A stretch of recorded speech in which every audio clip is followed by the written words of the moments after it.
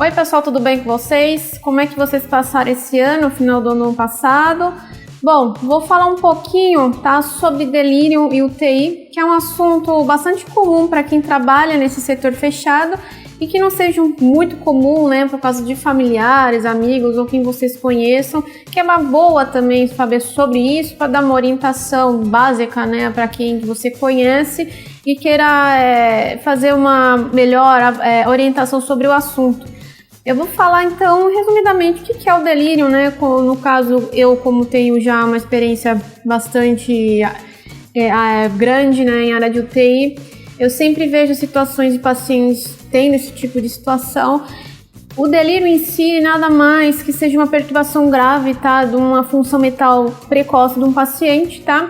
É caracterizada geralmente por distúrbios de consciência, eles perdem também o tempo e espaço onde eles estão, tá? Tem distúrbios comportamentais do mesmo, agitação psicomotora e também memória falha. Então, são vários tipos de características que tornam, né, um tipo de situação que é o delírio. Existem dois termos parecidos, que é o delírio e o delírio. Não são iguais, são semelhantes. O delírio em si, tá, é nada mais que um distúrbio psiquiátrico, né?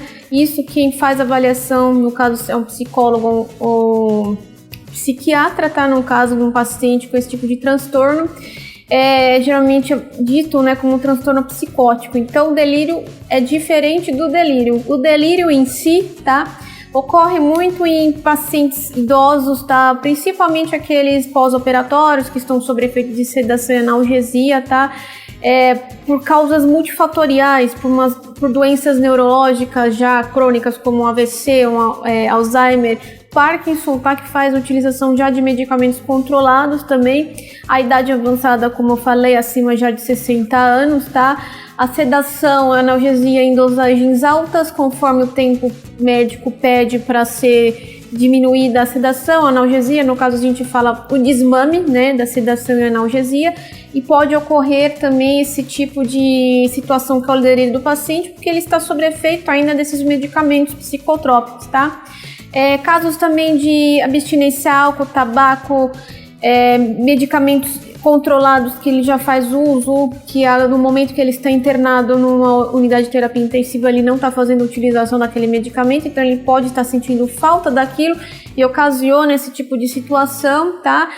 No caso, quando o paciente, geralmente os pós-operatórios, maioria das vezes quando vem entubado, né, com paciente crítico, então automaticamente já tem prescrito pelo médico ou pelo enfermeiro uma restrição, né, com contenções mecânicas. Então, quando o paciente acorda, começa a tirar aquele efeito da sedação, ele se encontra restrito ao leito, aquilo aumenta a agitação, o estresse, né, do paciente, ocasionando também um fator de delírio. Quando se tem a extubação, o paciente começa a falar coisas, ver coisas sem nexo. Ele acredita estar em situações que ele não se encontra naquele momento, tá?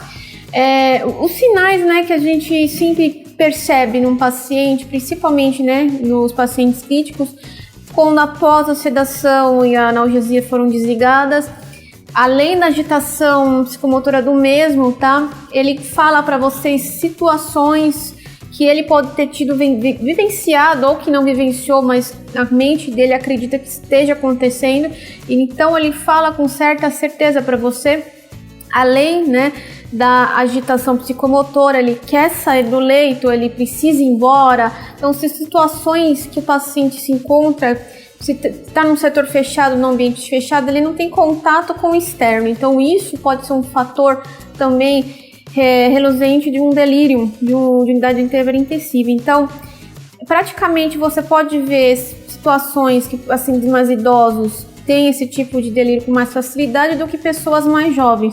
As pessoas mais jovens podem também ter, sim, mas é muito mais específico em caso quando um paciente jovem tem um tratamento com medicamentos controlados ou se encontra, né, com abstinência do álcool, quando a pessoa já tem uma história de base com alcoolismo, tabagismo, entre outras coisas, e pode ocorrer sim também a situação do delírio.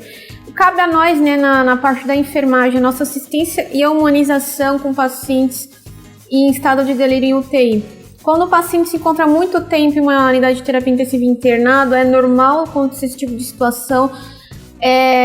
Os familiares, eles ficam assustados quando vão visitar os seus entes internados, né? Eles vão perguntar para você se isso é normal, o que está acontecendo com o meu familiar que está ali internado, não é o normal dele acontecer isso. Vocês, né, seria nós, cabemos a orientação, o familiar, a explicar a eles, né, que existe esse fator dentro da UTI, que é o delírio, dar uma orientação básica para eles, no caso eles estarem com o familiar, tentar, né, conversar com aquele paciente que está internado, para se ele situar na situação onde ele se encontra, que muitas das vezes funciona com o familiar que está junto com ele. Muitas vezes nós tentamos fazer esse tipo de coisa e não sendo certo, acabamos não conseguindo por não ser da família do paciente. Nós sempre chamamos, né, os familiares a fazer uma visita extra, né, para ir até o paciente conversar com ele para ver se ele melhora na sua situação de delírio e consiga se evoluir para um quadro melhor, tá? Também é importante, né, no caso, a minha opinião, nas instituições em si, fazer palestras, né, orientações aos seus colaboradores, né, para toda uma equipe da saúde sobre esse tipo de situação, no caso, como lidar com esse tipo de situação na unidade de terapia intensiva. É importante que todos tenham conhecimento não só dentro da unidade como fora, porque pode ocasionar um problema desse também fora de um ambiente desse, tá? Por outros fatores puxados, tá? Não só sobre isso.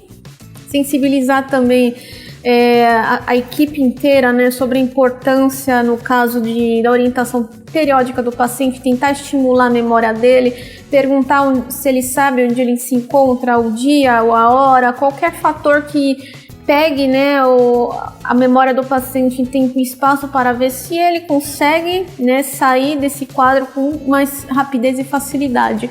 E também no caso quando não tem jeito, um paciente apresenta agitação psicomotora, é sempre recomendável que nós deixemos a elevação, né, dos leitos, né, principalmente os leitos eletrônicos que tem controle, né, por botão, deixar na elevação mínima, perto do chão, com as grades elevadas sempre, tá?